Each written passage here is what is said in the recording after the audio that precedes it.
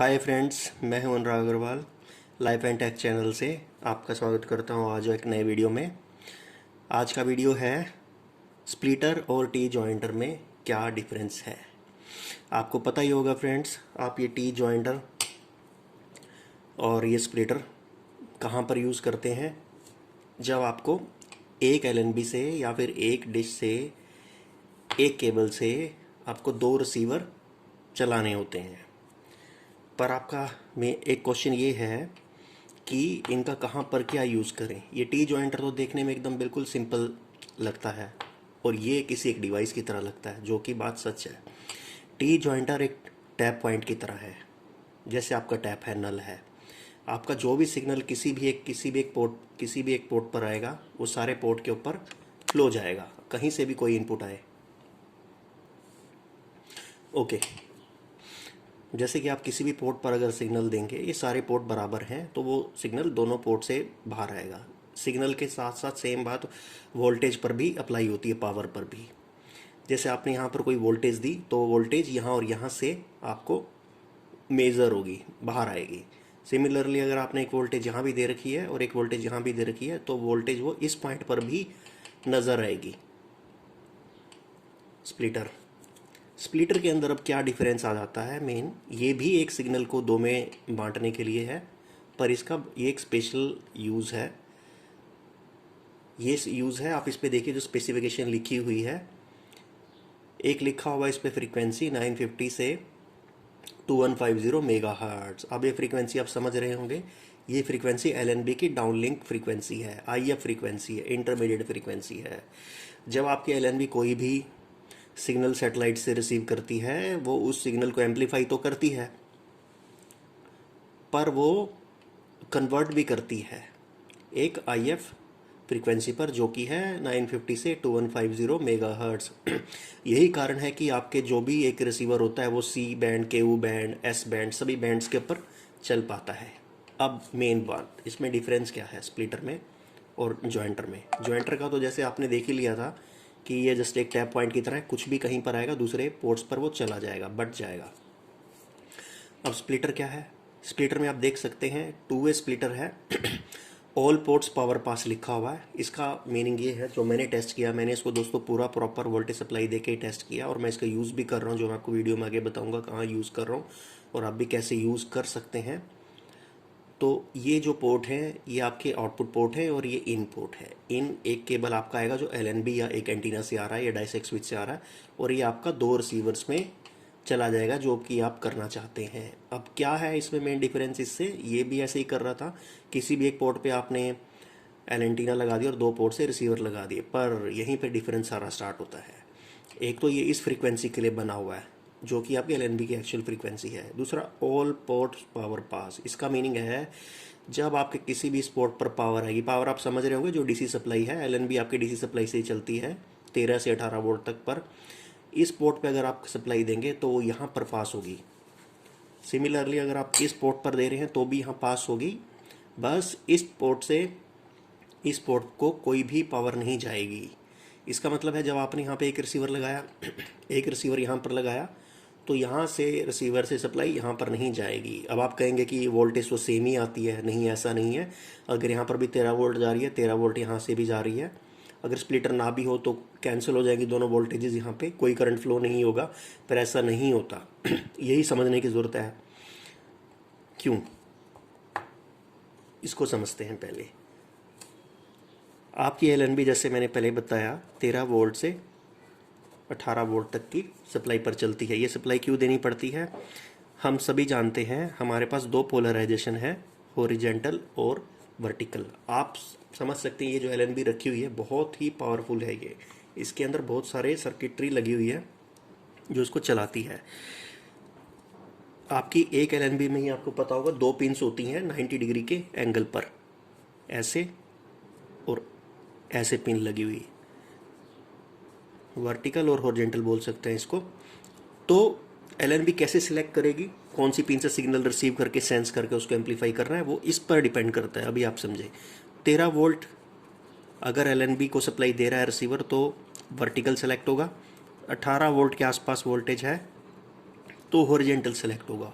अब आप समझे, मान लीजिए आपने एक रिसीवर यहाँ पर लगा रखा है, एक रिसीवर यहाँ पर लगा रखा है, तो एक रिसीवर मान लीजिए वो वर्टिकल वाले पोलराइजेशन पर चल रहा है और दूसरी पोर्ट पे हॉरिजॉन्टल वाला है, तब पावर का डिफरेंस आ गया। ये 13 वोल्ट पर पोर्ट होगी, ये 18 वोल्ट पर होगी, तब यहाँ से लेके यहाँ तक आपका करंट फ्लो जाएगा एक रिसीवर से दूसरे रिसीवर में, और दूसरा रिसीवर ख़राब हो सकता है। हायर वोल्टेज वाला रिसीवर लोअर वोल्टेज वाले को करंट पास कर देगा।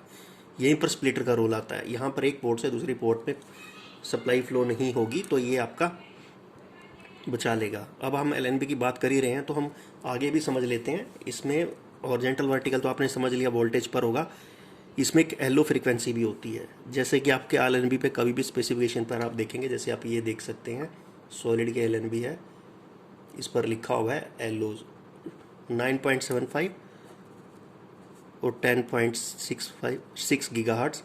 आपने समझ लिया वोल्टेज से तो आपका ये कंट्रोल होता है वर्टिकल। अब सेम वर्टिकल के अंदर भी दो एलओज अप्लाई होंगे। लोअर वाली फ्रीक्वेंसी 10.6 जो डीडी की देख सके हैं, और फिर 12 वाली फ्रीक्वेंसी जो हम एयरटेल वगैरह की देखते हैं, तो वो कैसे सिलेक्ट होगी? रिसीवर आपका